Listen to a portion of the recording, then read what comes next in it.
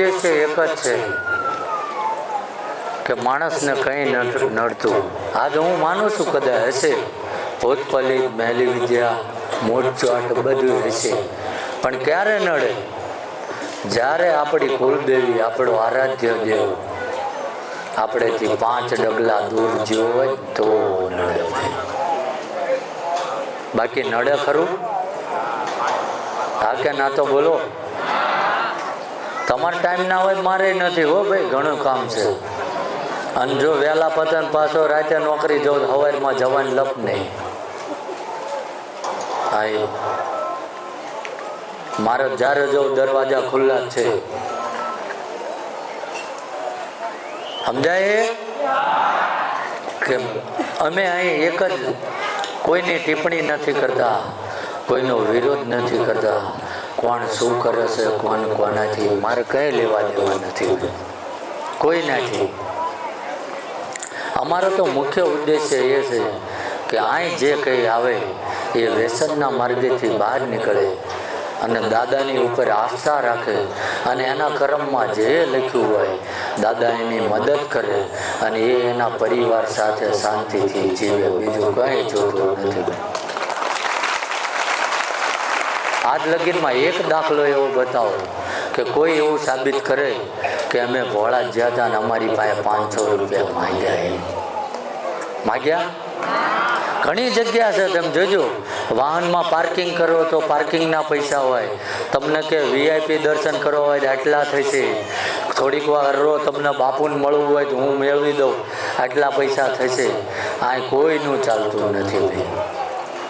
અને માણસ દાદાએ જગ્યા જેવી રીતનું બધું પસંદ કર્યું છે ને કે માણસ કદાચ 200 મીટરે આઘો હોય ને તો એમ દાદા દેખાય છે. અમે તો ઘણી વાર કીધું દાદા મંદિર, તો કે મારે મંદિરની જરૂર નથી. આવવાની એ મારા મહેમાનને ટુકડો રોટલો પ્રસાદીનો ખવડાવજો, એ રાજી રહેશે ને તો હું રાજી છું.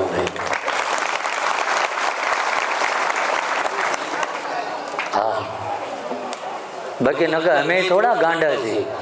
કરજો તો રોજ આટલા માણાનું રહોડું કરજો. આ કોઈ પગારદાર નથી, કોઈ એટલે કોઈ નહીં.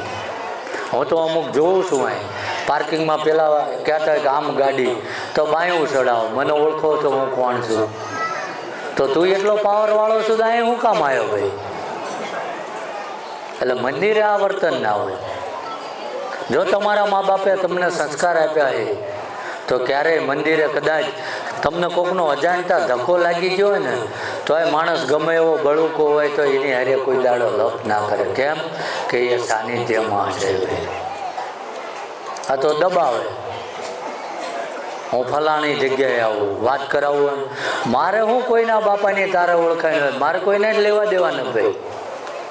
અને હું અહીં કોઈ માલ મિલકત પૈસાવાળાને જોઈને બેઠો. મારે તો અહીં કદાચ ખાવા બસકું રોટલો નહીં હોય અને હાચી ના ભીથી આવશે ને તો મારો ઠાકર એવું કહે છે એના માટે એક જગ્યા છે અને કરોડપતિ આવે તો એને જમવાનું અહીંયા જ છે. કોઈ ભેદભાવ નથી. એમ જોયું કોઈ અહીં VIP માણસો આવ્યા ને એની હાટું 10 થાળી લઈને અલગ જે આવી છે? કશું છે જ નહીં. જે છે એ આ જ છે ભાઈ. અને તમારો આત્મા રાજી થાય. કારણ કે અસંખ્ય માણસો, અને મેમ તો દાદાનો ઉદ્દેશ્ય એ છે કે છેલ્લા 8-9 મહિનામાં દાદાના આશીર્વાદથી 1.25 લાખથી વધુ લોકોએ દારૂ મૂકી દીધો છે.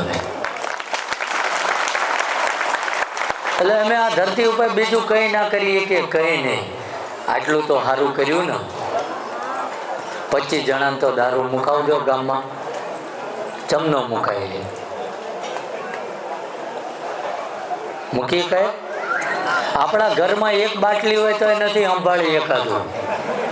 આમ સાંજે ભગવાનની આરતી કરવાનો ટાઈમ થાય ત્યાં એવડા એ ઉકળામ પડ્યા હોય. સાચું ખોટું? અને